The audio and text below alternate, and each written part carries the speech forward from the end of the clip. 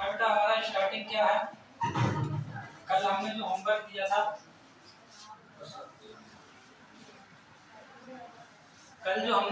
दिया था, दो क्वेश्चन दिए थे बेटा। कौन कौन से थे और उसका आंसर क्या था? सीट एक्सचेंज कर लो, स्पेस हो गया है। ठीक है, आगे आ जाओ।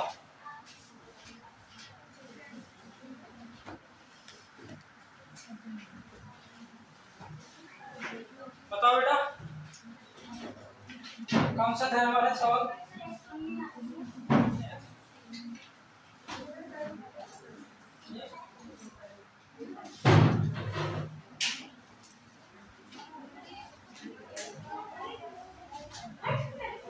पहला था बेटा हमारा,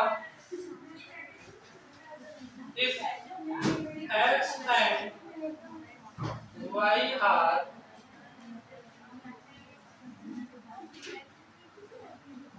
arbitrary extensive properties,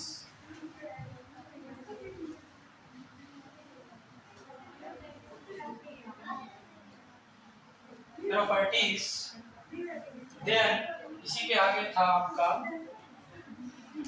then चार ऑप्शन थे बेटा आपके। पहला ऑप्शन क्या था? x plus y is intensive property,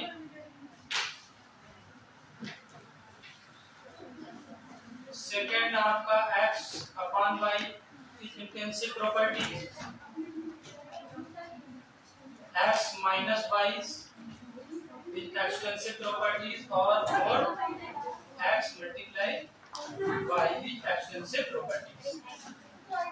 इसमें बेटा हाँ आ जाइए, इसमें ये था कि कौन सी दो एक्सटेंसिव प्रॉपर्टीज मिलाकर हमारी इंटेंसिव प्रॉपर्टीज बनती है।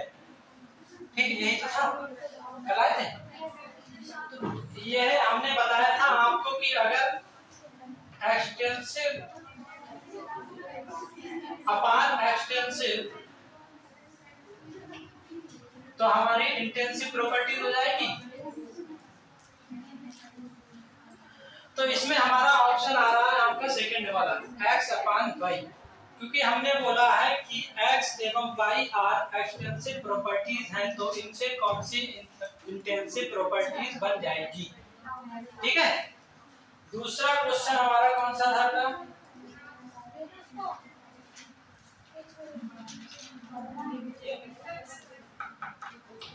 Internal energy, pressure, volume, work और एंथैल्पी।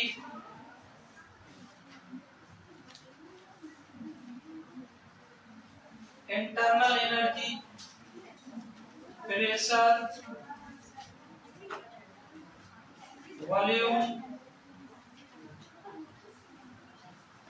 Work, enthalpy. ठीक है, और भी होगी जो भी एक तो A B C D E और एक एफ और था, कौन सा था बेटा? लास्ट में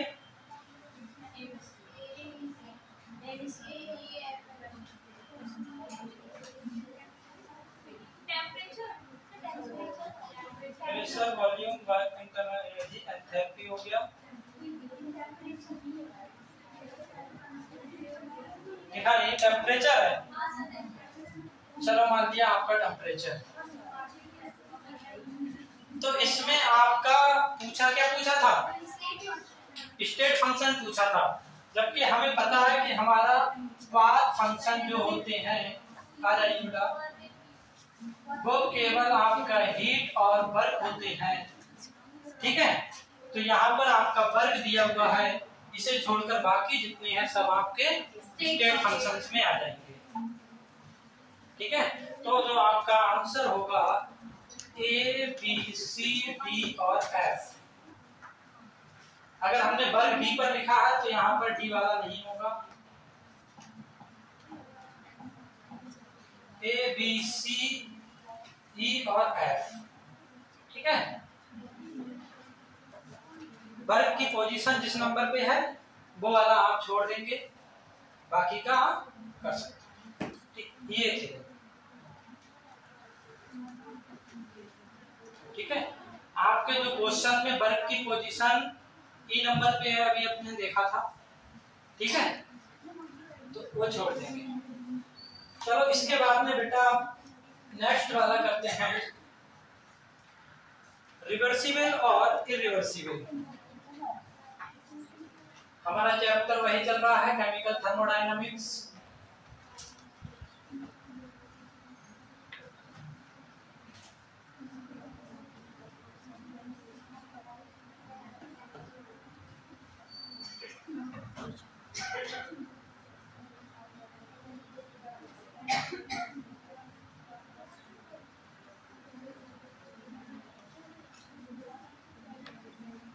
रिवर्सिबल प्रोसेस और इरिवर्सिबल प्रोसेस आप लगभग सभी लोग जानते ही होंगे। रिवर्सिबल प्रोसेस जो होती है आपकी, ठीक है, इनिशियली मतलब प्रारंभ होता है, इनिशियली और स्मॉल स्टेप में होती है, ठीक है।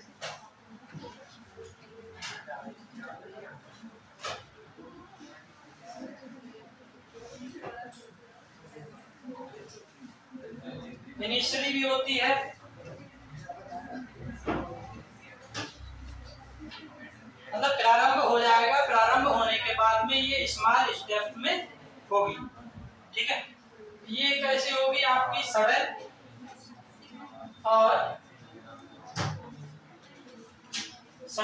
और फाइनाइट स्टेप प्रोसेस, मतलब एक ही बार में एट वन स्टेप प्रोसेस।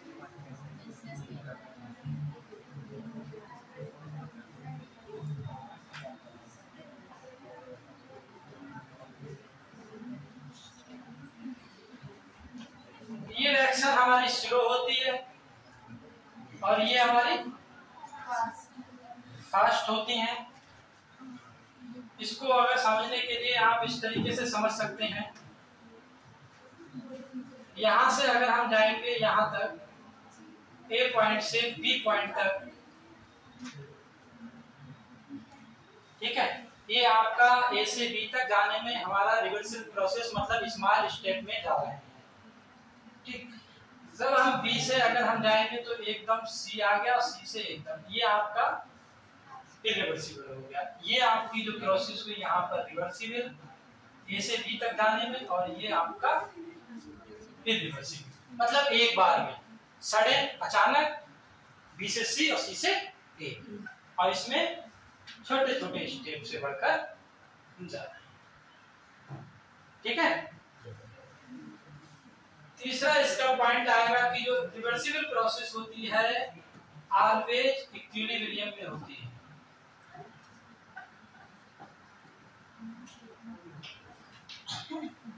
ठीक है। और इसमें जो होता है आपका इरिवर्सिबल प्रोसेस में equilibrium at equilibrium in initial and final state.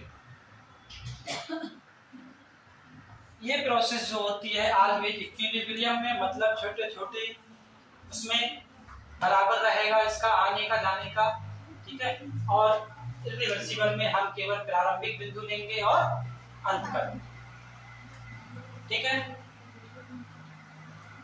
इसमें जो एक आता है आपका ड्राइविंग फोर्स,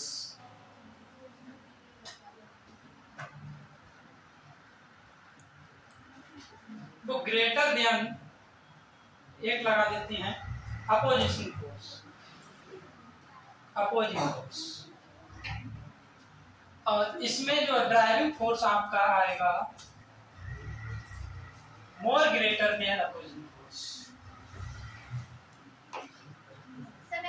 Yes. इसका मतलब बेटा ये है कि हम छोटी स्टेप में जाएंगे, ठीक है, तो जितने छोटे स्टेप में जाएंगे तो आगे बढ़ने के लिए हमें कम प्रेशर मतलब फोर्स की आवश्यकता होगी, ठीक है। तो ड्राइविंग फोर्स के लिए इसके लिए बोलते हैं बेटा प्रेरण, प्रेरक बल, प्रेरक बल, ठीक है। और इसे बोलते हैं विरोधी बल, विरोधी बल।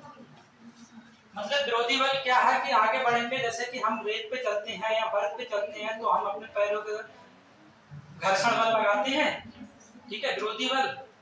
हम अपने नीचे को दबाते हैं, वो अपने तरफ तब आगे बढ़ते हैं, तो वो विरोधी बल हो गया। प्रेरक बल हमें प्रेरणा मिल रही है एक स्टेप से दूसरे स्टेप पे जाने के लिए, ठीक है। और इसमें ड्राइविंग फोर्स जो होता है प्रेरक बल वो बहुत ज्यादा होता है, क्योंकि एक ही बार में बहुत आगे हम बढ़ जाते हैं, इनिशियल टू फाइनल, ठीक है बेटा। इसे नोट कर लीजिए।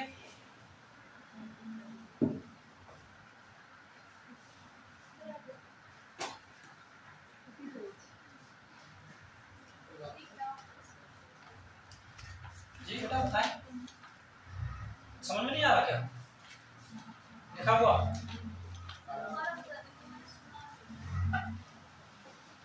ये स्मॉल स्टेप प्रोसेस है। इनिशियली इसका जब प्रारंभ होता है तो छोटे छोटे स्टेप में हम जाते हैं। फॉर एग्जांपल हमने ए से बी तक जाएंगे तो छोटे छोटे पद होंगे, ये हमने बताया, ठीक है। ये सडन एकदम होगा, जैसे कि बी से एकदम सी पहुंच गए और सी से ए, और फाइनाइट स्टेप एक निश्चित स्टेप है, कोई छोटी स्मॉल स्टेप नहीं है। ये स्लो होती है, जब धीरे धीरे होगा तो स्लो होगा, ठीक है, और ये फास्ट होती है क्योंकि सडन होता है।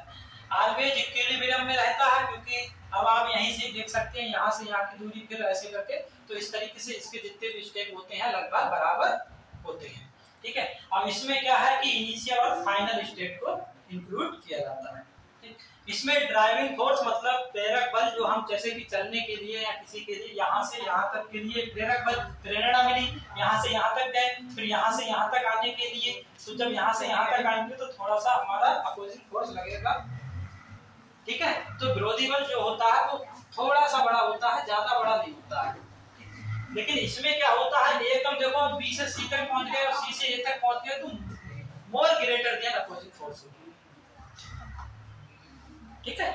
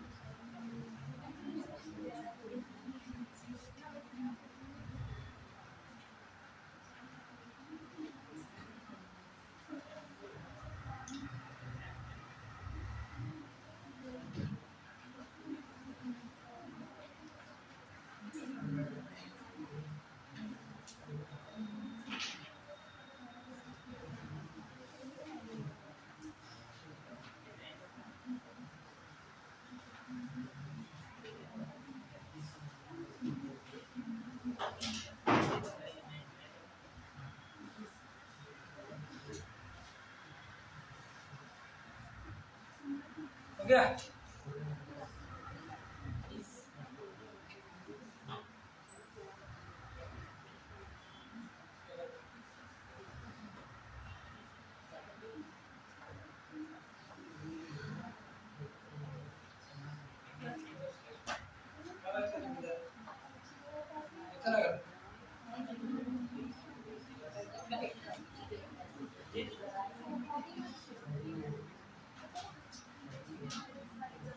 ओके, हो गया बेटा?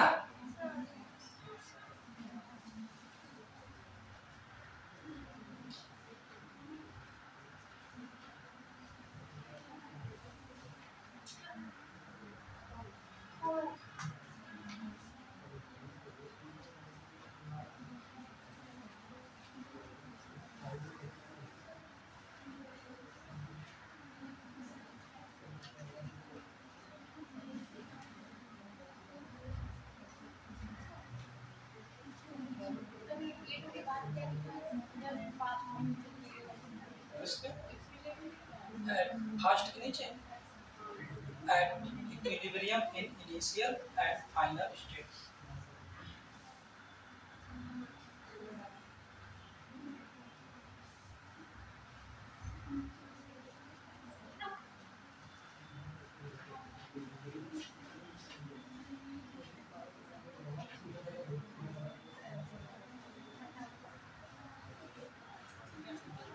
नेक्स्ट हेडिंग आपकी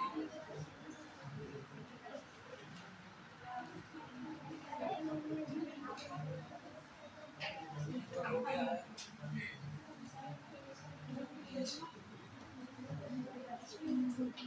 ठीक बेटा, अब आपका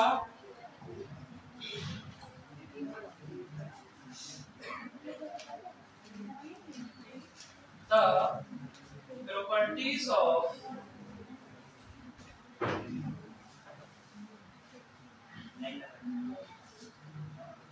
used to describe the thermodynamics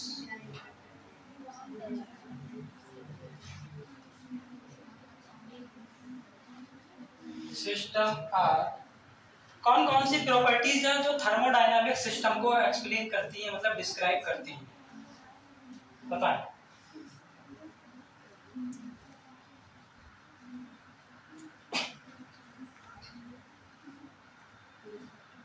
सब प्रॉपर्टीज वही हैं जो अभी आप लोग सब पढ़ चुके हो, ठीक है। जैसे कि आपका देखो प्रेशर,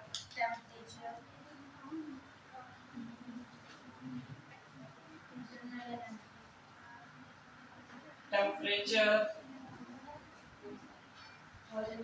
वॉल्यूम और नंबर ऑफ मोल। फिर यहाँ पर अब आपका आएगा एनर्जी, चाहे इंटरनल एनर्जी कर लो, एंथैल्पी,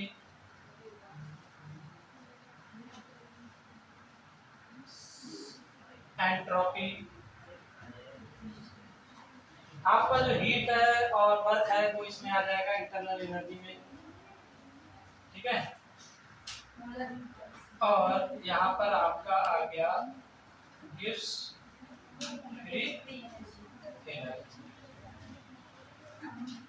कहने का मतलब ये है कि बेटा आप इसके बारे में तो सब जानते हैं, प्रेशर, टेम्परेचर, वॉल्यूम और नंबर ऑफ मोल्स। प्रीवियस के चैप्टर्स में भी हो चुका है, ठीक है। और ये जो है हम लोगों को इस चैप्टर में मोस्टली इन पर फोकस करना है, इंटरनल एनर्जी, ठीक है, एंथैल्पी, एंट्रोपी और गिव्स फ्री एनर्जी। तो इसका अब हमारा पहला हेडिंग रहेगा इंटरनल एनर्जी।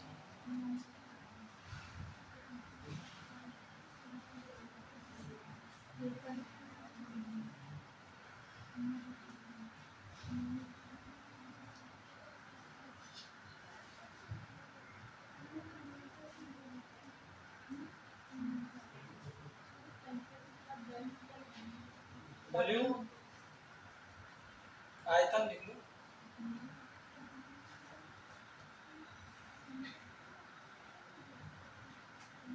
आयतन लिख लो, आयतन।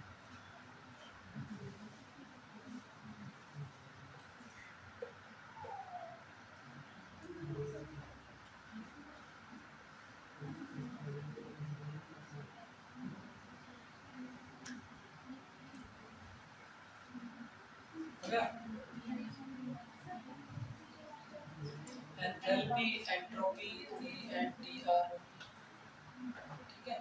लास्ट में गिव्स फ्री एनर्जी, जी जिसे कहते हैं डेल्टा जी। अगर चेंज लगा दोगे तो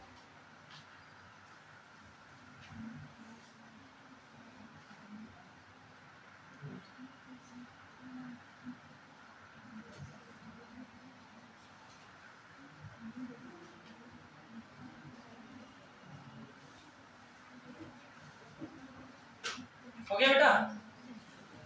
अब हम बात करते हैं इंटरनल एनर्जी की।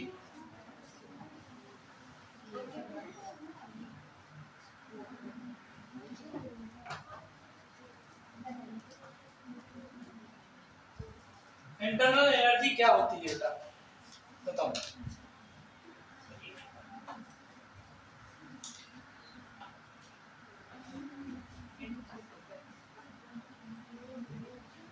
बताएं बेटा।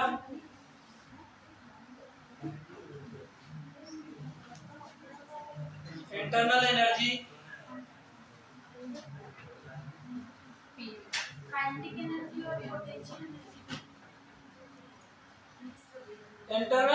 Is the sum of all form of energy.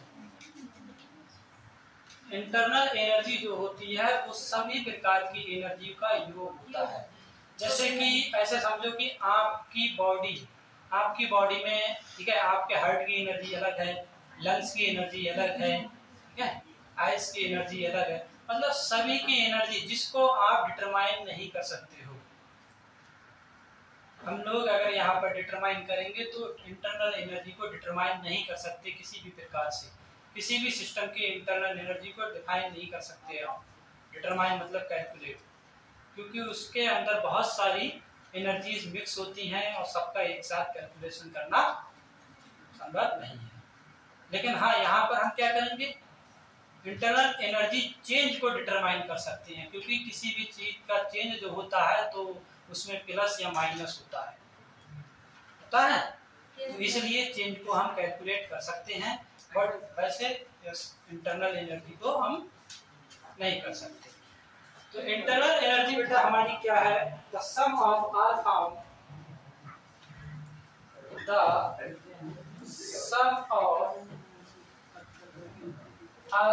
Of energy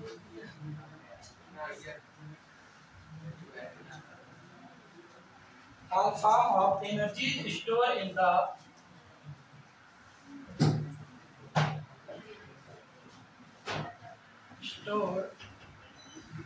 in the system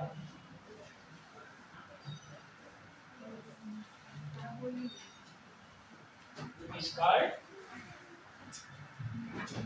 internal energy।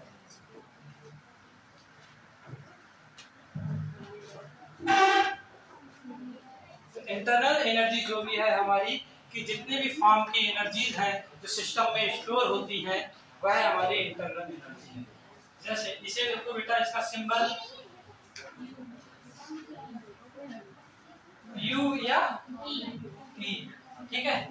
तो U इक्वल टू आपका, और जितनी भी ये एनर्जी जो होती है बहुत सी पोटेंशियल और काइनेटिक ये फॉर्म में होती है, तो हम यहाँ पर लिखेंगे kinetic energy vibrational plus kinetic energy rotational भी होती है, काइनेटिक एनर्जी ट्रांसफॉर्मेशन वाली भी।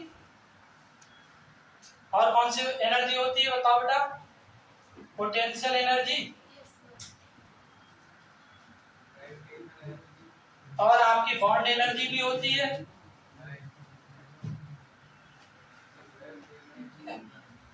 इसी प्रकार की एक FOA, फोर्स ऑफ अट्रैक्शन, ये भी एनर्जी है।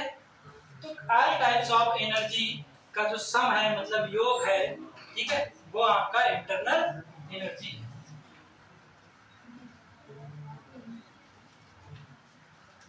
इलेक्ट्रॉनिक भी हो सकता है कि इलेक्ट्रॉनिक वैद्युत एनर्जी, वैद्युत बल जब होता है तो बल इज अ फोर्स, जो है क्या है, एनर्जी का ही रूप है, ठीक है।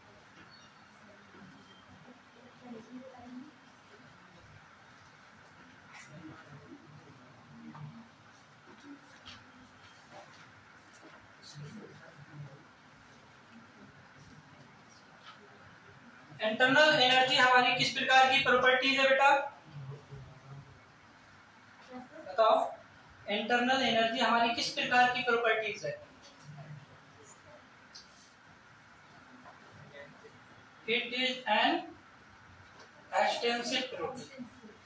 extensive properties मतलब depend upon the amount of matter. जितने भी एक्सटेंसिव प्रॉपर्टीज है वो मैटर के अमाउंट पर डिपेंड करती हैं।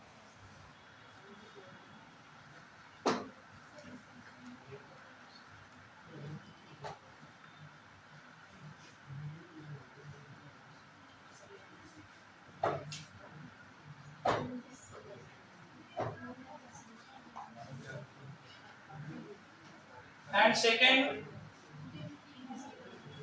यह कौन सा फंक्शन है? It is a state function. और स्टेट फंक्शन हमारा किस पर डिपेंड करता था? Depend on mass.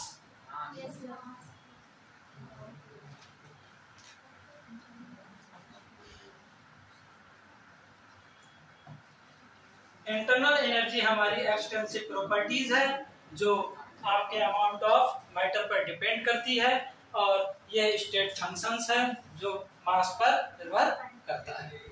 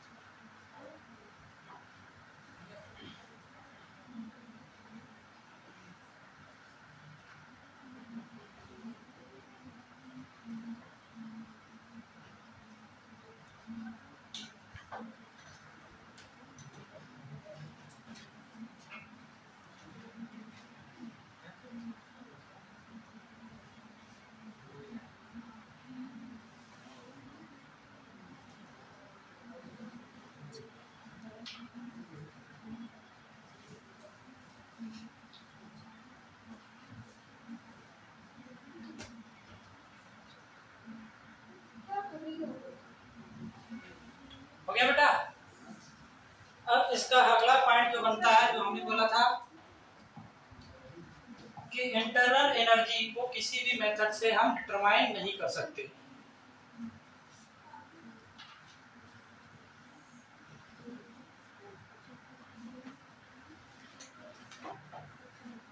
Internal energy can not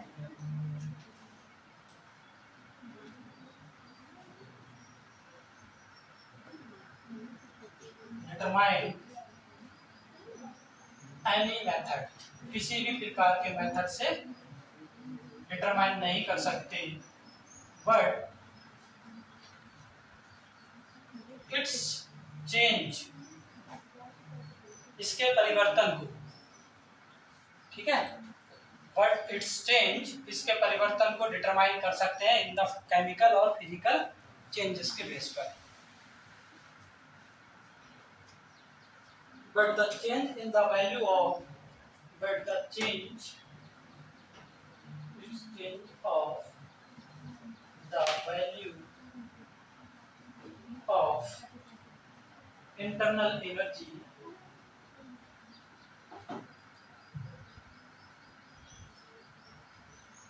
in physical and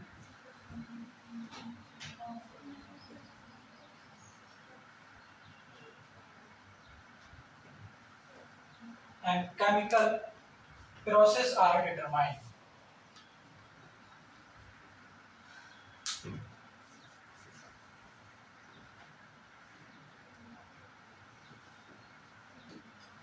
तो इसके चेंज को हम डिटरमाइन कर सकते हैं, कैसे? इसे ऐसे समझेंगे बेटा,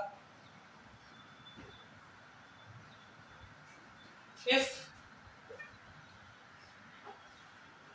ए system,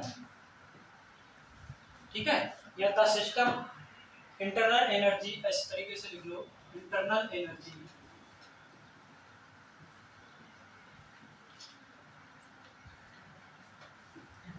of the system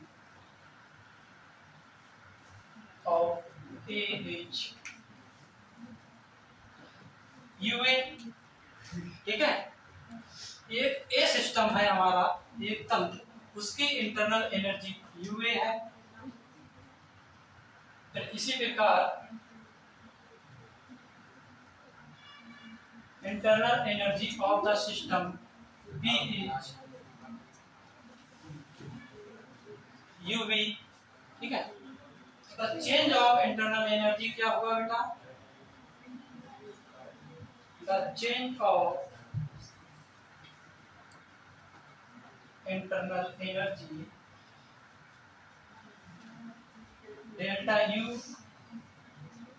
UV minus U A, जो हम इसे कैलकुलेट कर सकते हैं, डिटरमाइन कर सकते हैं। बट अगर हम कहोगे कि सिस्टम की इंटरनल एनर्जी ए है तो इसको डिटरमाइन करो कि इस सिस्टम के अंदर क्या क्या है, कैसे क्या है, तो वो आप डिटरमाइन नहीं कर सकते। इसके चेंज को आप डिटरमाइन कर सकते हो एक सिस्टम से दूसरे सिस्टम की।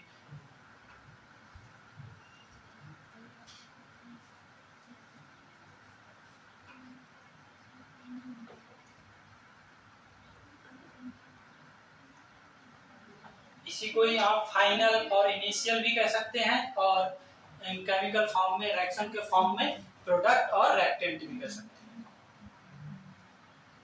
जब हम रिएक्शन लिखते हैं तो शुरुआत में क्या होता है, रिएक्टेंट होते हैं, और रिएक्टेंट जब अभिक्रिया करते हैं तो प्रोडक्ट बनता है। यानी कि इसे आप ये भी लिख सकते हैं U इक्वल टू फाइनल और इनिशियल और internal change U product reactant. जिस तरीके के आपका थ्योरेटिकल होगा उस तरीके से आप लिख सकते हैं। जब एंट्रोपी चेंज है वो सब आएगा तो आप प्रोडक्ट और रिएक्टेंट के फॉर्म में लिखेंगे।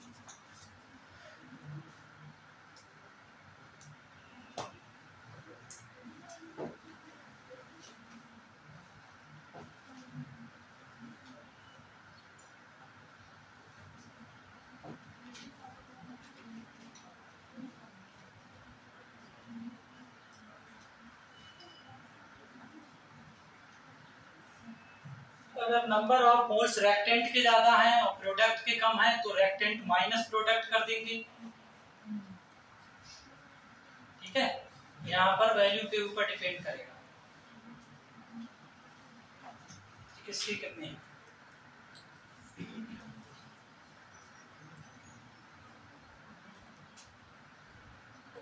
हो गया बेटा। इन साइक्लिक प्रोसेस में इंटरनल एनर्जी का मान बेटा क्या होता है,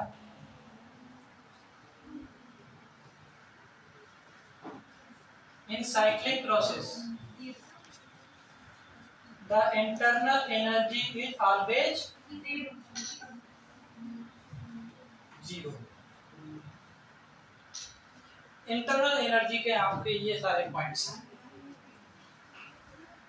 ठीक है, बैक करना है क्या, बैक करना है,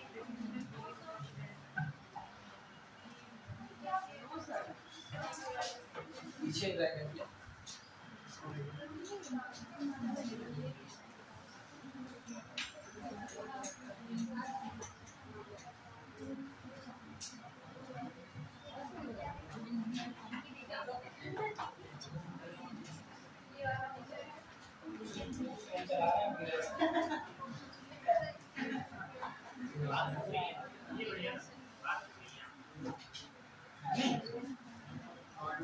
बेटा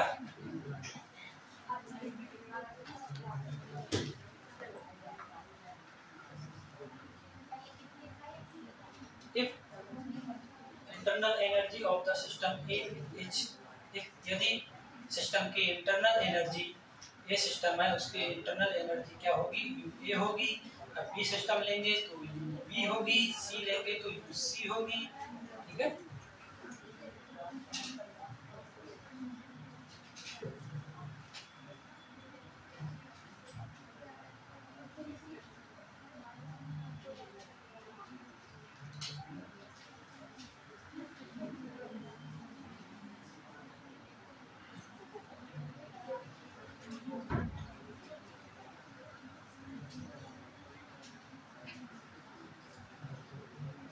हो गया बेटा।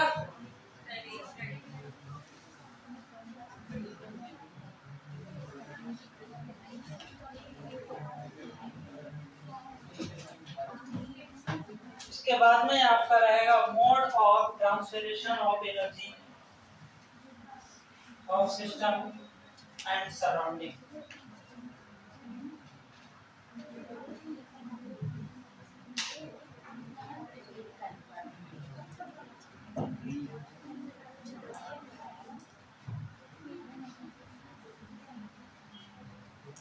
बेटा चारों के चारों लोग फोन पकड़े ही पड़े हो,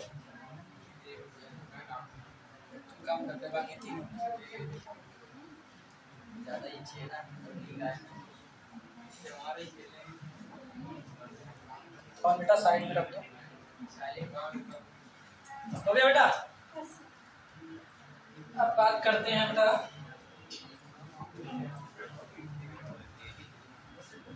मोड ऑफ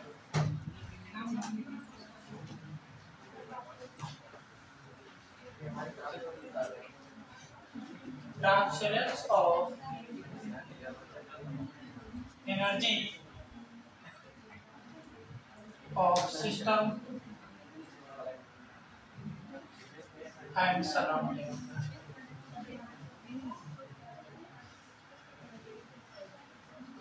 सिस्टम और सराउंडिंग के बीच में जो एनर्जी का ट्रांसफॉर्मेशन होता है कितने मोड पर होता है बेटा?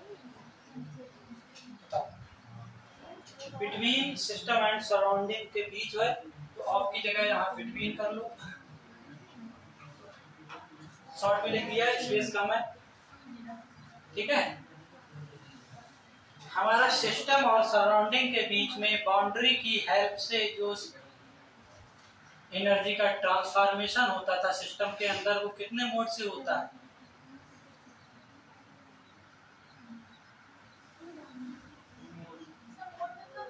मोड मतलब वे तरीके।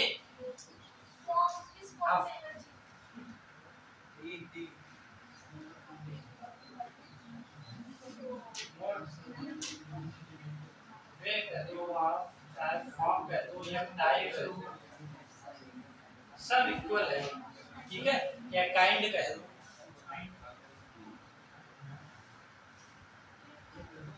बेटा टू मोड्स होते हैं। पहला आपका हीट था और दूसरा आपका वर्क था, दोनों ही पार्ट फंक्शंस हैं। इन्हीं दोनों के माध्यम से ही तो जाता था। बाकी आपकी जो भी थर्मोडायनामिक प्रॉपर्टीज हैं उनमें से हीट और वर्क को छोड़कर सिस्टम में ऐसा कोई सी प्रॉपर्टीज बताओ जिसमें से एनर्जी जाती हो। हीट एंड वर्क, यही तो दो चीजें हैं जो एनर्जी में कन्वर्ट हो जाती हैं। उनकी यूनिट्स भी सेम है। क्या है? जूल। तीनों की हीट वर्क एंड एनर्जी जब कन्वर्ट होगा एनर्जी में तो कंफ्यूजन हो गया, कोई बात नहीं। ठीक है, तीनों की जूल रहेगी, लेकिन ऐसा ही है जूल और वर्क की और आपकी हीट की जो सीजीएस है उसमें डिफरेंस हो जाएगा। ठीक है, एक अर्ग होगा और एक कैलोरीज होगा। तो दो मोड होते हैं बेटा जिसमें हम बात करेंगे हीट की। पहली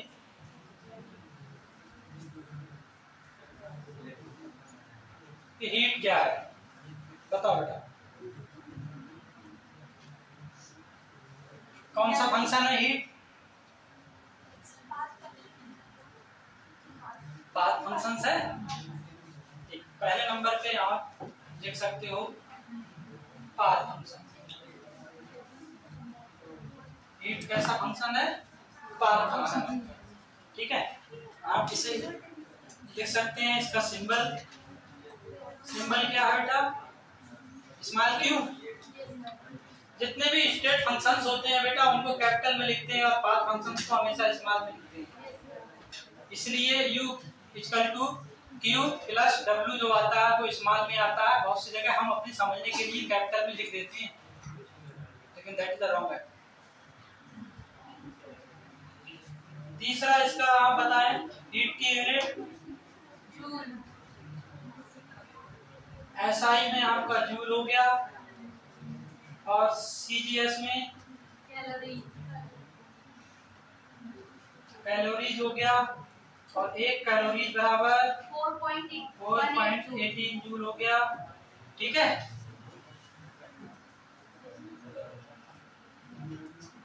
और बताएं हीट क्या है? Energy transfer between system to surrounding due to temperature. Due to temperature difference है, ठीक है। या इस तरीके से कह दो आप कि heat is a form of energy which hot, मतलब गर्म चीज से ठंडी चीज में जाएगी, hot system to cold system. और यहाँ पर चाहे बॉडी का एग्जाम्पल ले सकते हो, रॉड का एग्जाम्पल ले सकते हो, ठीक है। लेकिन हम यहाँ पर थर्मोडायनामिकली है तो इसके बेस पे ही डेफिनेशन लिखेंगे, एक लाइन की है, ज्यादा नहीं है।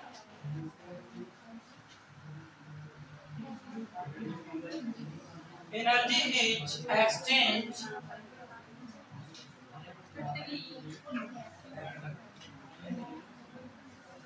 बिटवीन द सिस्टम, अब बेटा आपकी थोड़ी सी अलग होगी लिखी हुई, एंड द सराउंडिंग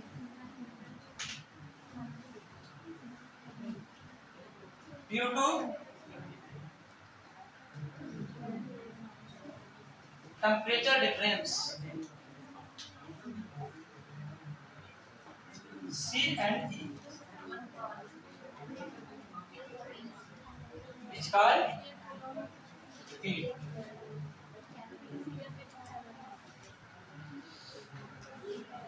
हिंदी में वैसे ये हमने देखो हीट शब्द को एक इन्वर्टेड कामा में बंद किया है, ठीक है, और बाकी पूरी डेफिनेशन को डबल इन्वर्टेड कामा में बंद किया है, तो इसका एक अपना अलग महत्व होता है।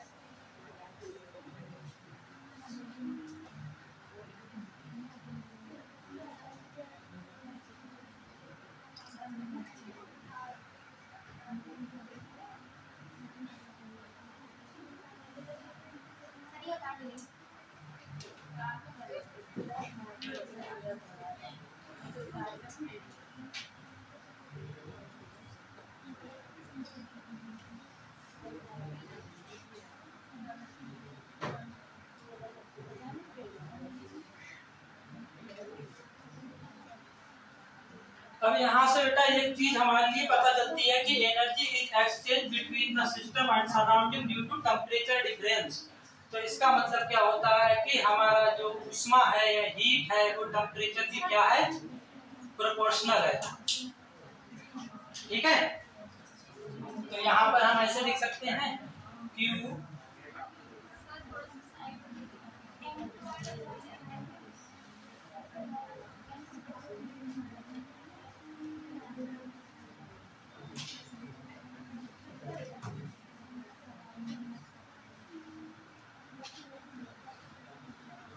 Q प्रोपोर्शनल डेल्टा T, क्योंकि T क्या है हमारा टेम्परेचर डिफरेंस है, Q इज हमारा हीट,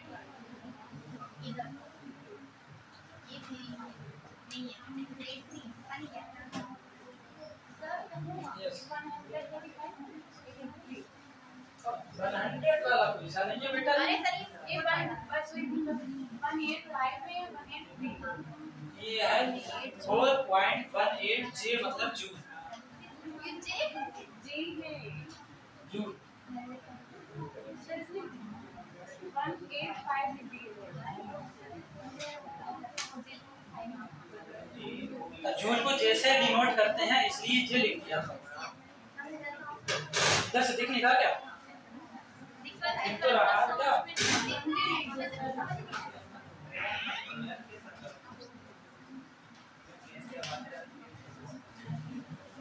हो गया बेटा?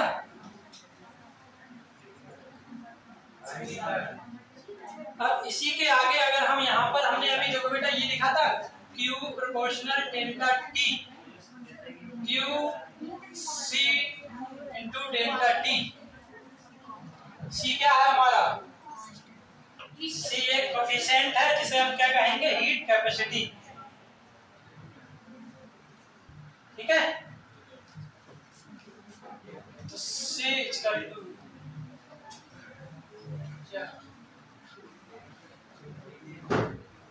कोफिशिएंट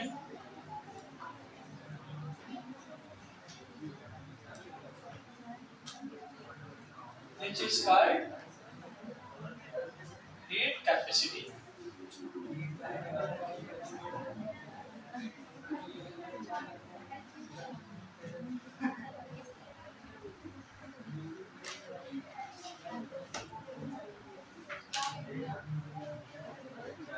हमने लिख दिया है C इक्वल टू कोफिशिएंट, मतलब एक गुणांक है, ठीक है, जिसे हम हीट कैपेसिटी कहते हैं।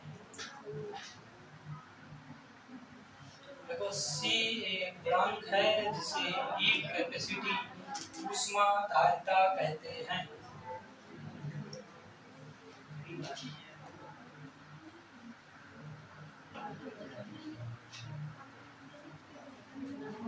यहां से फिर हमें एक डेफिनेशन हीट कैपेसिटी की पता चल जाएगी। इसको हम और आगे भी कर सकते हैं, C equal to Q upon delta T, ये भी कर सकते हैं। ये केमिस्ट्री में तो कम लेकिन फिजिक्स में ज्यादा यूज होगा इसका।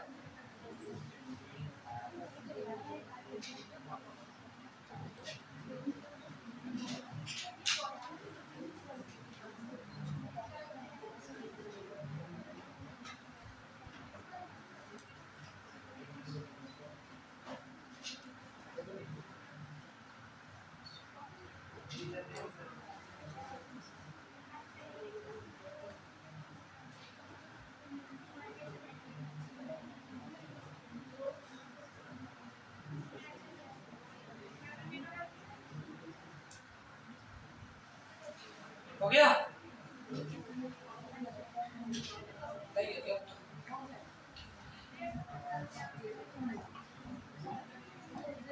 नेक्स्ट बेटा आप करते हैं हम specific heat capacity. Heat capacity समझ में आ गया सबके क्या है? डेफिनेशन लिखना जरूरी है क्या? बताओ, डेफिनेशन लिखें उसकी।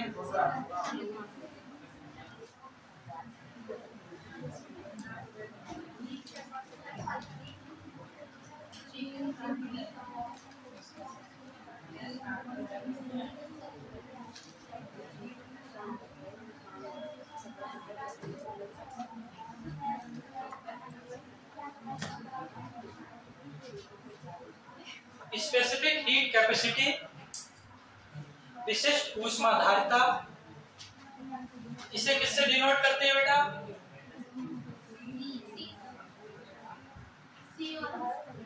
ठीक है, सी और ब्रैकेट में मतलब स्मॉल में एस लगा देते हैं जिससे पता चल जाए कि स्पेसिफिक है, क्योंकि इसके आगे अगर एक और आएगा इसलिए केवल सी नहीं छोड़ते हैं।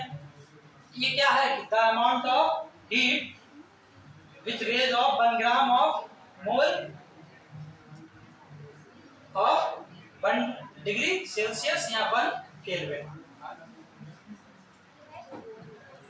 इसके डेफिनेशन में बेटा मैं लिख दे रहा हूं द अमाउंट ऑफ हीट, फिर नेक्स्ट वाली जो आएगी वो नहीं लिखेंगे, the amount of heat required, जो आवश्यक होगी टू रेज, मतलब बढ़ने के लिए, द टेम्परेचर कैपेसिटी। कौन सी बेटा? Temperature of 1 gram of gas by 1 kelvin या आपका 1 डिग्री सेल्सियस, जो भी समझ लो, इसका स्पेसिफिक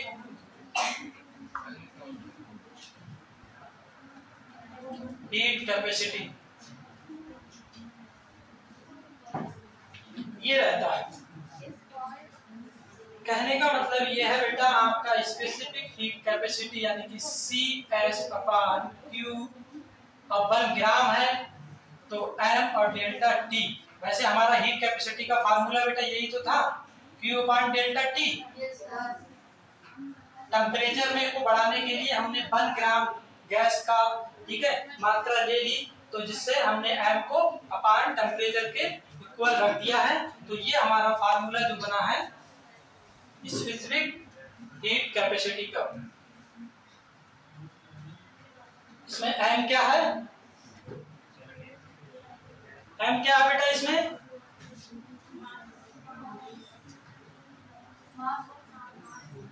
m मास है, डेल्टा टी डिफरेंस टेम्परेचर है, q आपका हीट है, cs आपका स्पेसिफिक हीट कैपेसिटी है। इसकी यूनिट क्या होगी बेटा बताओ?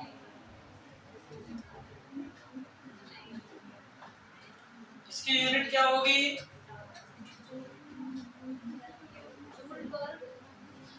जूल पर ग्राम केल्विन या जूल पर किलोग्राम केल्विन, यही तो है। अगर हम पदार्थ ग्राम में लेंगे तो ग्राम केल्विन और किलोग्राम में लेंगे तो किलोग्राम केल्विन। वैसे आपको इसको इस तरीके से भी लिख सकते हैं, जूल इनवर्स के और ग्राम इनवर्स, या जूल केजी इनवर्स और के इनवर्स। वो आगे पीछे हो गया, कोई दिक्कत नहीं, इसको इस तरीके से भी लिख सकते हैं, ठीक है।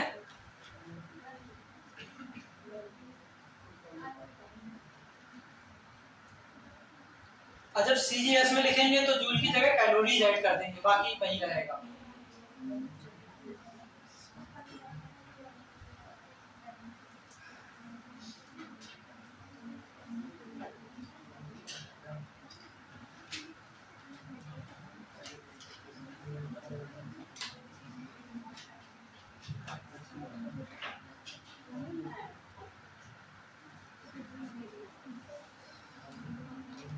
जूल प्रति ग्राम मोल,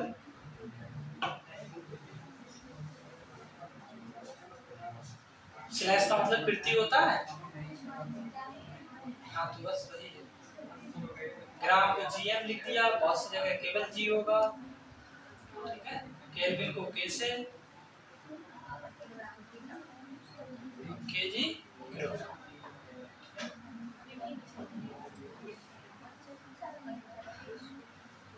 यहीं पर बेटा अगर आपका सिर्फ करना लिख दिया सबने यूनिट, पड़ोस से लिख लो।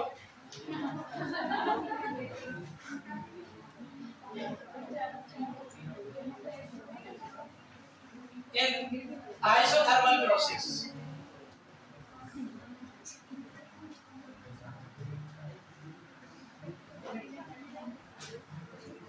जब हमारी आइसोथर्मल प्रोसेस होती है तब हमारा क्या रहेगा? Heat capacity. इसी का ही पॉइंट है भाई। आइसोथर्मल में क्या होता है? हमारा टी कांस्टेंट होता है, यानी कि टेम्परेचर कांस्टेंट। जब टेम्परेचर कांस्टेंट होगा तो कहने का मतलब क्या आएगा? आपका जो CS है आपका Q upon M delta T, यही तो था। तो ये क्या आ जाएगा? Q जीरो से किसी चीज को भाग देते तो क्या आता है? इनफाइनाइट आता है। तो इसका मतलब क्या आएगा? जो CS आपका है इनफाइनाइट। अगर आपको ये बात पता है कि अगर आपके क्वेश्चन में दिया हुआ आ जाए लिख के कि आइसोथर्मल प्रोसेस में, तो आपको सॉल्व करने की जरूरत नहीं है, तो आपको डायरेक्ट स्पेसिफिक हीट कैपेसिटी आप इनफाइनाइट करा दो, वैल्यू पुट करने की जरूरत नहीं।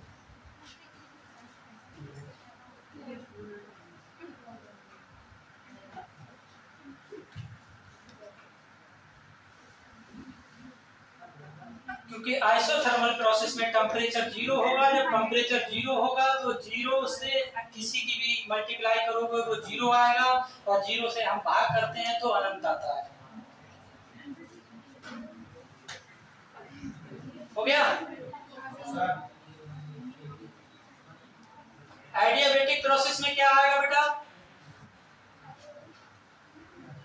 एडियाबेटिक में Q0।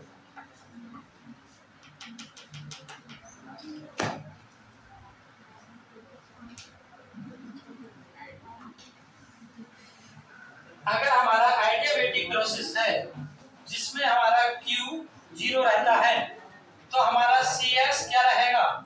जीरो। क्यों रहेगा जीरो? क्योंकि CS इक्वल टू Q का मान 0 और M जो डेल्टा T है, जब 0 को किसी से भाग देते हैं तो 0 आता है। तो ये बात भी कंफर्म है। अगर आइसोथर्मल प्रोसेस है आपका सवाल आता है तो हमारा इनफाइनाइट होगा, वहीं अगर आइडियाबैटिक प्रोसेस है और आपका आता है तो वो वैल्यू इज 0 रहेगा।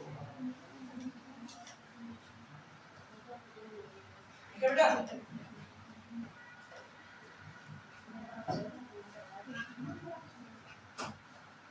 यहीं से आप अगर आपको ये बातें पता है तो आपका जो टाइम जो होता है वो उसमें बचत हो जाती है। इसके बाद में आपकी कौन सी प्रोसेस आएगी, पहले ये नोट कर लो, फिर नेक्स्ट पेज पे करते हैं।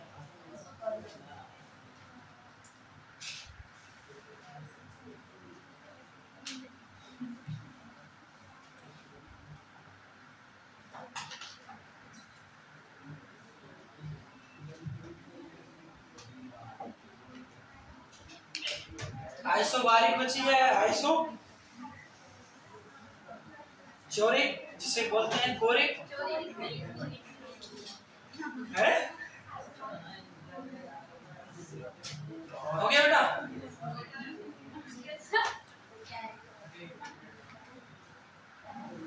कांस्टेंट टेम्परेचर या कांस्टेंट वॉल्यूम में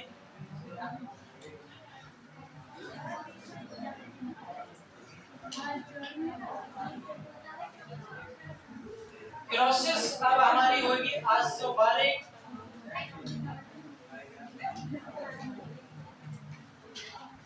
या eight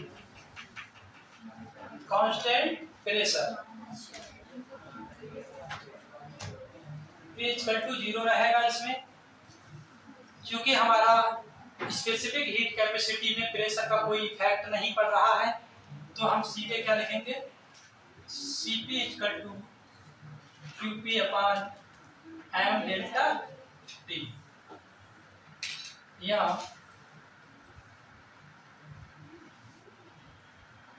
QP equal to Cp multiply M delta T, ये लिख सकते हैं। सेम इसी तरीके से आपका एट कांस्टेंट वॉल्यूम जिसे बोलते हैं आइसोबैरिक, ठीक है, इसमें हमारा V 0 रहेगा, तो हमारा Cv equal to QV M delta T।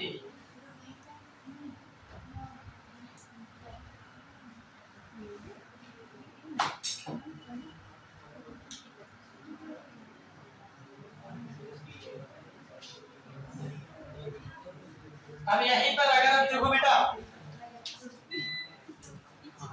If हम पदार्थ की मात्रा 1 ग्राम लेते हैं और टेम्परेचर भी हमारा क्या है 1 डिग्री सेल्सियस या 1 केल्विन, तब हमारा जो क्या हो जाएगा QV इक्वल टू CV होगा, और यहां पर भी QP इक्वल टू CV हो जाएगा।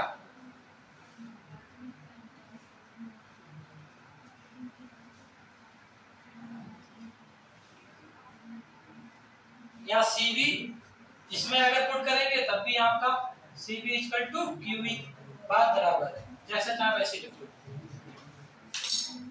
जब हम पदार्थ की मात्रा जो मास जो दिया हुआ है उसको हम 1 ग्राम लेंगे और टेम्परेचर हम 1 डिग्री रखेंगे या 1 केल्विन, तो हमारा जो Cp है, ठीक है,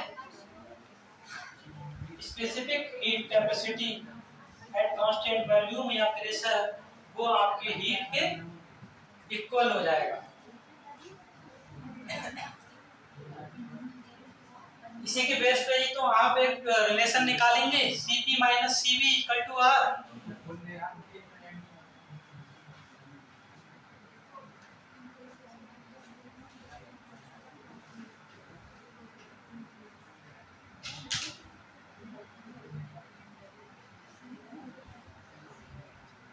हो गया बेटा। इसके बाद में अब हमारा रहेगा मोलर हीट कैपेसिटी। ये स्पेसिफिक हीट कैपेसिटी था, यह molar heat capacity.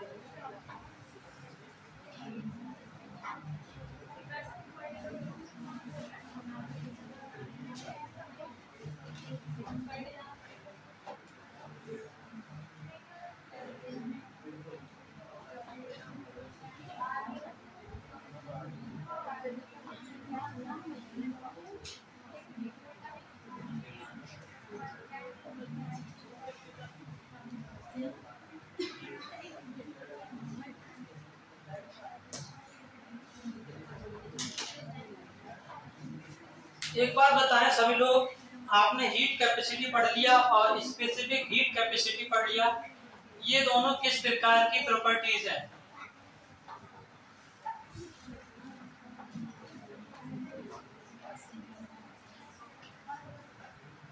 Heat capacity और स्पेसिफिक हीट कैपेसिटी किस प्रकार की प्रॉपर्टीज हैं? दोनों।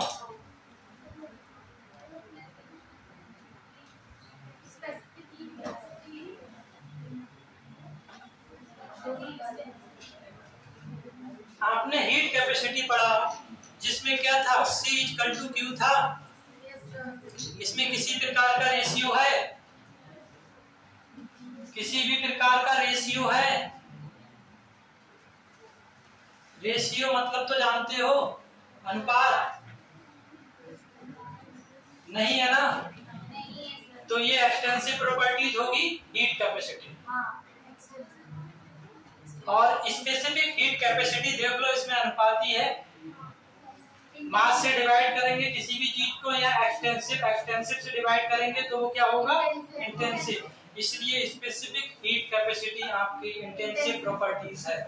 आपके जो क्वेश्चंस जो आएंगे वो सिंपली प्रेशर, वॉल्यूम, ये इस बेस पे नहीं आएंगे, कोरिलेशन वाले आएंगे जो आपको बस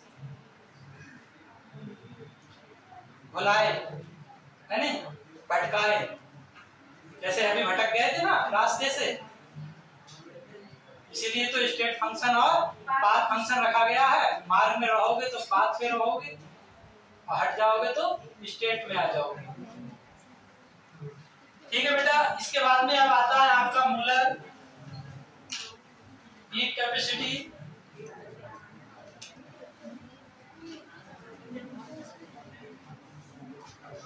CF से डिनोट कर देते हैं, जिससे हमें पता चल जाता है ये मोलर हेड कैपेसिटी है। ठीक है, इसमें और स्पेसिफिक हीट कैपेसिटी में कोई ज्यादा नहीं है। यहाँ पर 1 ग्राम लिया था, वहां पर हम 1 मोल लेंगे, बस इतना अंतर है। तो इसलिए हमारा इसका जो फार्मूला बनेगा Q/N × ΔT।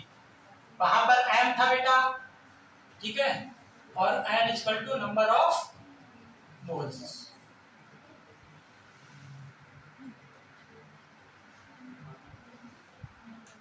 ठीक है, N की जगह पे केवल N, मतलब मास की जगह पे गैस का क्या रहेंगे, मोलों की संख्या। तो गैस के ऊपर डिपेंड करता है।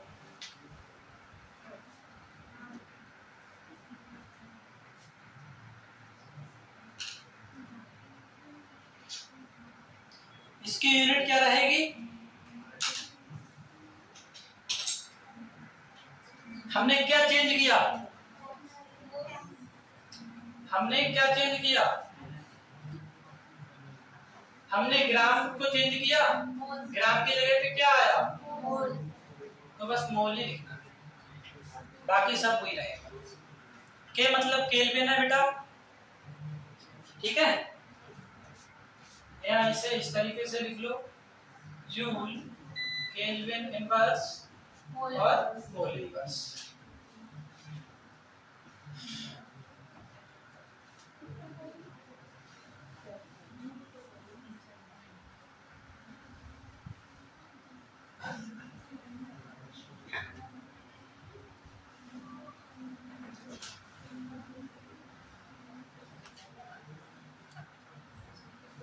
इस बेस पे आपका आइसोथर्मल या आइसोबारिक यूवी है, ठीक है।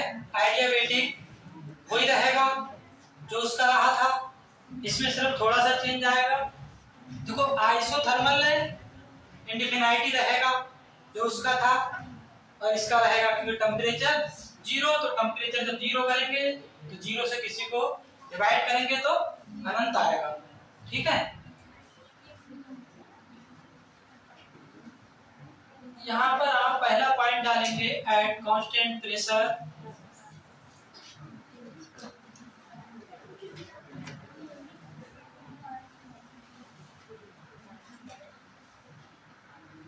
तो आपका यहाँ पर रहेगा Cp, लिख दो यहाँ पर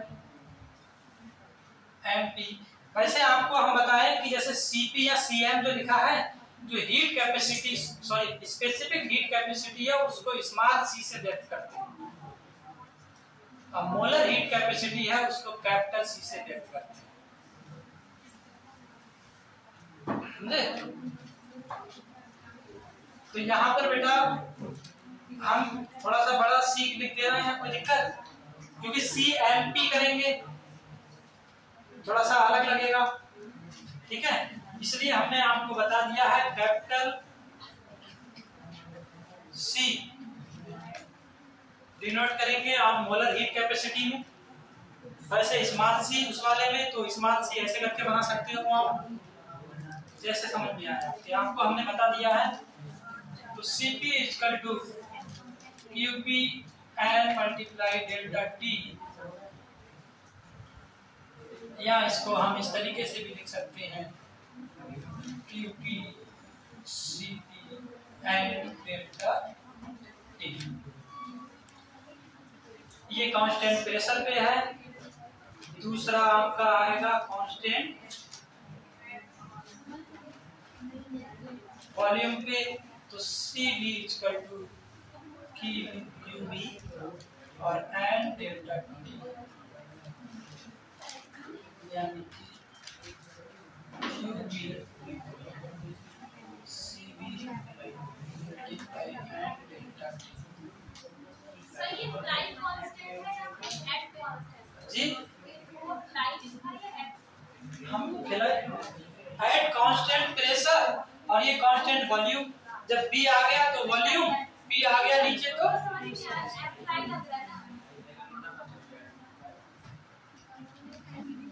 ठीक है।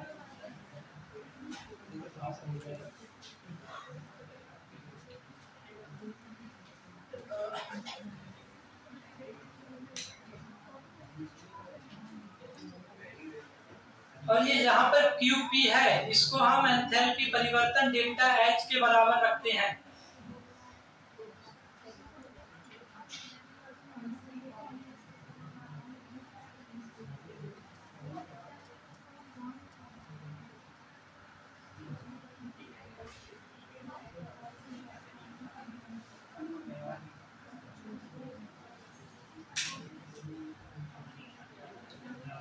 इनका रिलेशन बेटा क्या होगा? Cp माइनस CVR, क्योंकि Cp की वैल्यू आपकी यहाँ से निकल जाएगी, Cv की वैल्यू भी निकल जाएगी, तो इसलिए आ जाएगा R। इसमें N डेल्टा T लिखा हुआ है, जहाँ डेल्टा T मतलब कांस्टेंट होता है। क्योंकि देखो यहाँ पर मैं ऐसे लिख दे रहा हूँ,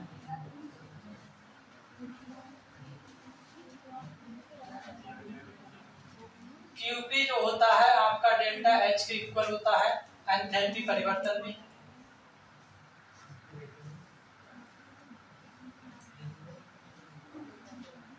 ठीक है, जो हमारा आता है डेल्टा H बराबर delta U plus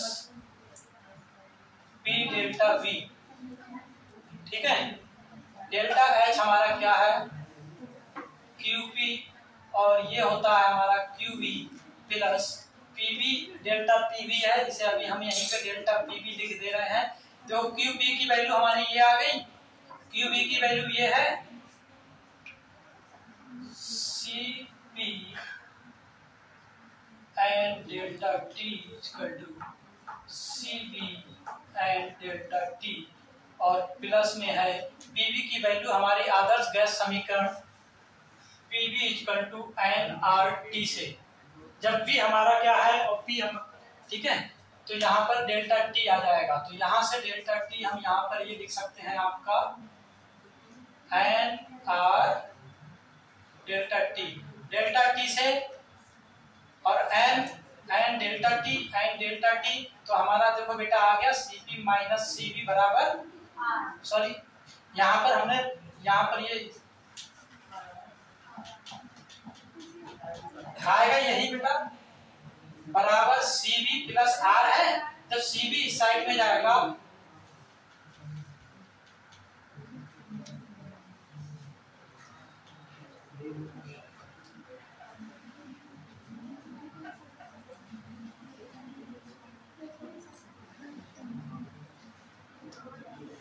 Cp minus Cv हो जाएगा बराबर R, वो हमने डायरेक्ट लिख दिया था।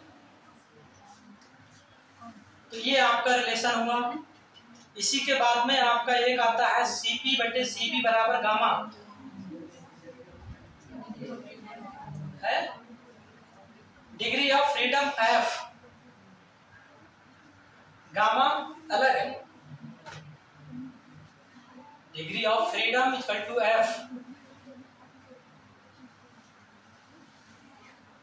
मोनोएटॉमिक, डायटॉमिक और ट्राइएटॉमिक या पॉलीएटॉमिक के लिए सब उसके मान अलग अलग होते हैं।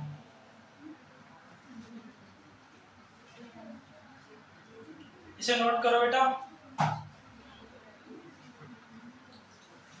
अब यहां से देखो Cp माइनस Cv R है, तो यहां से फिर एक सवाल दें आपको, करके लाओगे घर से? ये तो हो गया था सबका।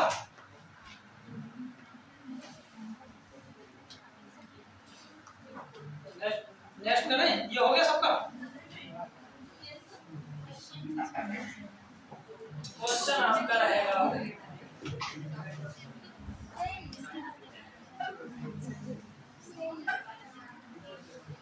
for the nitrogen molecule the value of Cp minus Cv is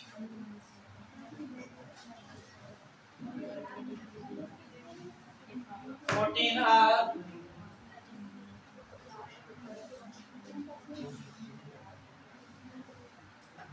R 14, 28 R और R.20, ये आपके ऑप्शन है।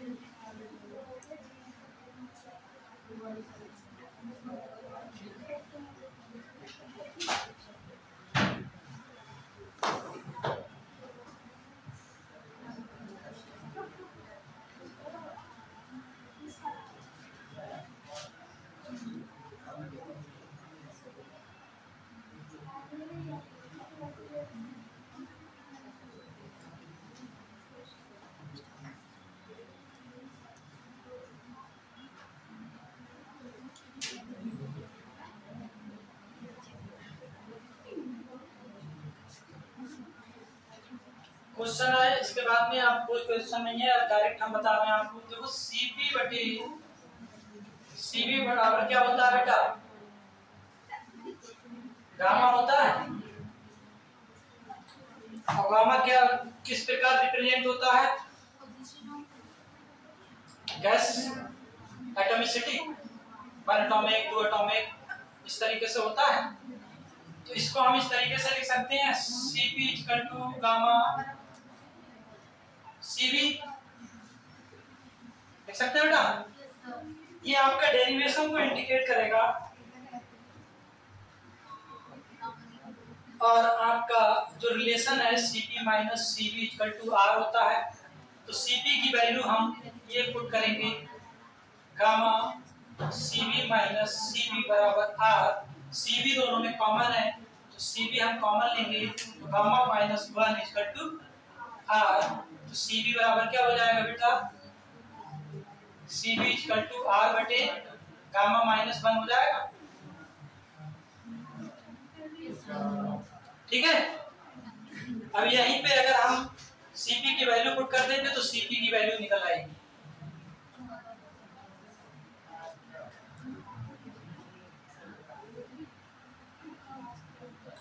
ठीक है, क्योंकि Cv बराबर क्या होता है? Cv की वैल्यू हम पुट करेंगे तो क्या आएगा बेटा?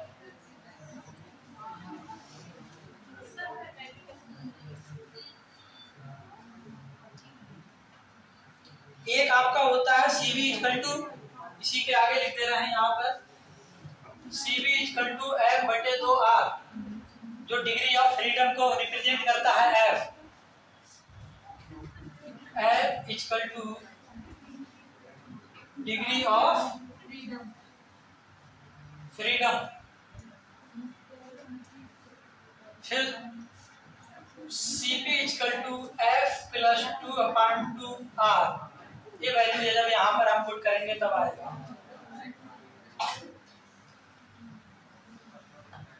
फॉर 1 मोल के लिए जब यहाँ पर लेंगे हम तो क्या रहेगा, Cp minus Cv equal to R आ जाएगा।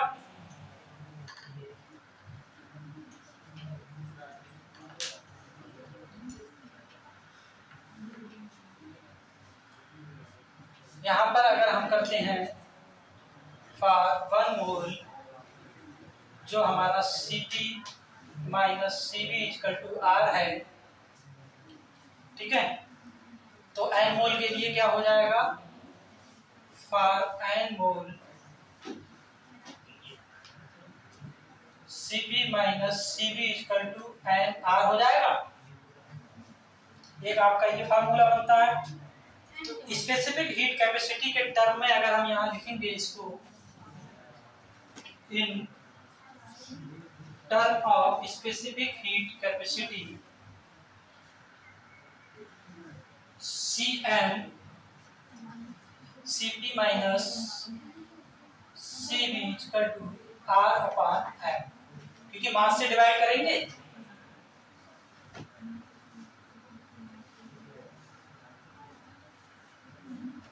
डिग्री ऑफ फ्रीडम में आपकी वैल्यू क्या क्या होगी बेटा, F अगर मोनोएटॉमिक है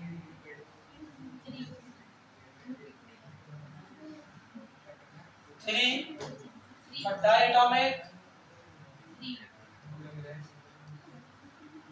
डायटॉमिक गैस के लिए 3 कहाँ होगा, 5 होगा। पॉलीएटॉमिक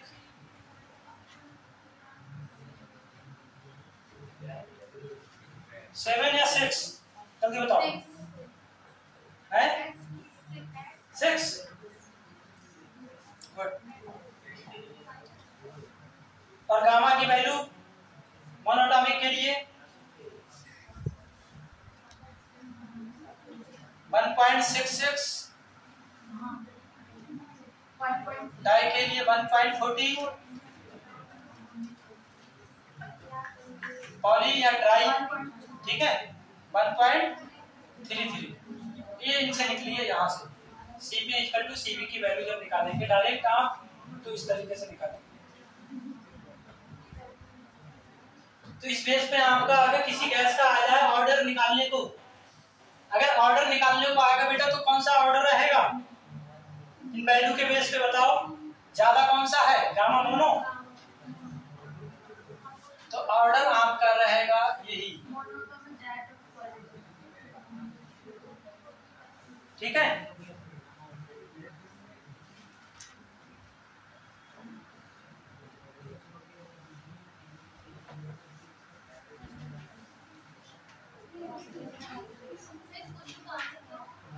किस क्वेश्चन का, वो आपको करके लाना है,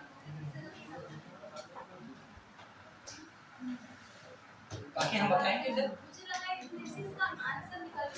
नहीं, ये अलग से हमने बताया है कि Cp माइनस Cv का आर्क कहाँ से आता है, किसकी गामा की वैल्यू, ठीक है। अब इसमें भी चैप्टर में है, आपके फिजिक्स में भी है, दोनों में हेल्प मिलेगी।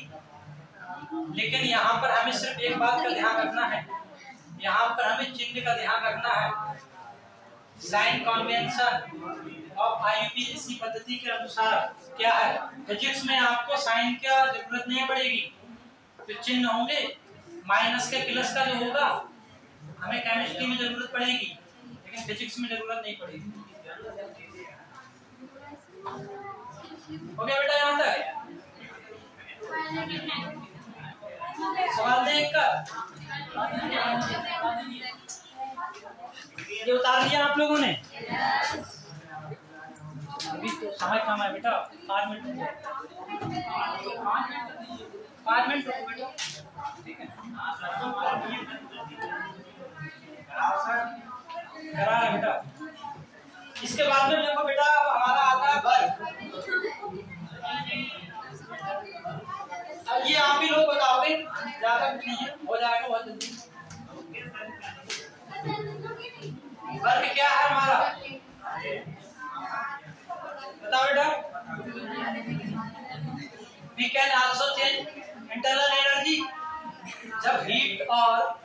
हमारी क्या है, पाथ फंक्शन है, ठीक है, और दोनों इक्वल हैं। जब हीट से हम इंटरनल एनर्जी को चेंज कर सकते हैं, क्योंकि हमारा फार्मूला क्या था बेटा, delta U equal to Q plus W होता है।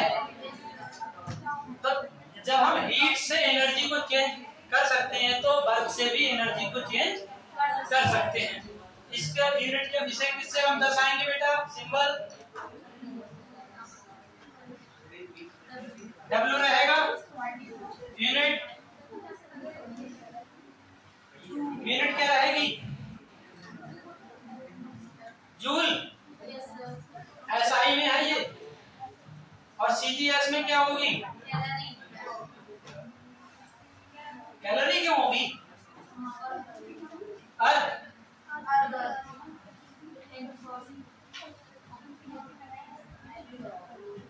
एक अर्थ इक्वल टू कितना होता है, 10 टू दी पावर 7 जूल, ये होता है। वर्क का फार्मूला क्या होगा in thermodynamically, W equal to P external delta V, ये होता है। ये किस बेस पे आया है, वैसे हमारा दाब क्या होता है, देखो वैसे आपका W का फार्मूला क्या होगा, W equal to L into S होता है। डिस्प्लेसमेंट मतलब विस्थापन, इसे S से डिनोट कर देते हैं। और हमारा दाब का क्या होता है, P equal to F upon A, यानी कि तो F इक्वल टू PA हो गया। A मतलब एरिया, ठीक है, और S को क्या डिनोट करते हैं हम, डिस्प्लेसमेंट मतलब दूरी, दूरी होता है डिस्टेंस, ठीक है। तो यहाँ पर जो हमारा P है, तो यहाँ पर देखो बेटा WP आ गया, ये यहाँ से, ठीक है, क्योंकि F अपॉन PA है। S मतलब विस्थापन, यानी कि डेल्टा V क्यों आया है, हम ये बता रहे हैं आपको, क्योंकि V का मतलब होता है L multiply V multiply H होता है, और एरिया का मतलब क्या होता है, LV होता है। तो ये तो LV एरिया हो गया, ठीक है, और H मतलब डिस्प्लेसमेंट हो गया, हो गया। तो इसलिए यहाँ पर हम डेल्टा V कर देते हैं, इसमें परिवर्तन। और ये परिवर्तन कब होगा, जब एक्सटर्नल गैस बढ़ेगी, ऊपर से प्रेशर आएगा, बाहरी प्रेशर आएगा सिस्टम में, तब बाहरी प्रेशर आएगा, तब यहाँ पर एक्सटर्नल लिखेंगे, और चिन्ह ये माइनस का रहेगा, जो हमें फॉलो करना पड़ेगा साइन कन्वेंशन ऑफ IUPAC पद्धति। और आपका जब फिजिक्स में पढ़ोगे तो यहाँ पर माइनस का चिन्ह नहीं होगा, ठीक है, ये रहेगा आपका, इसे नोट कर लो बेटा, फिर आगे का नेक्स्ट क्लास में इसे नोट कर लो।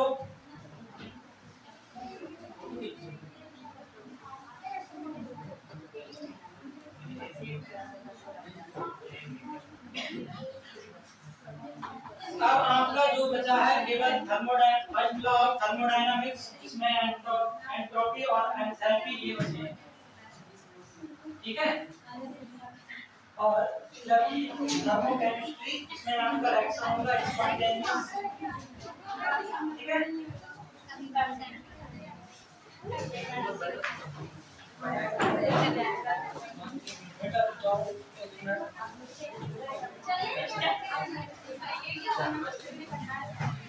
साइड से ही जाना, ठीक है, 2-5 मिनट चलना, इधर से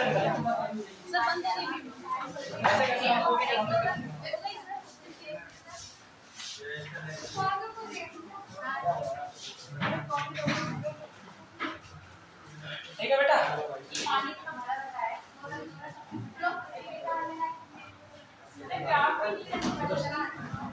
निकल जाओ भैया।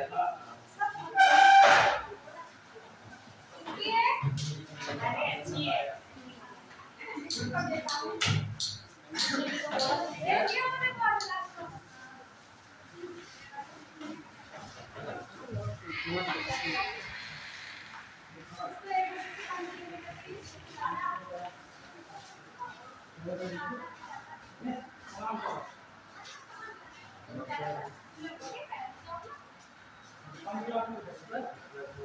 गया।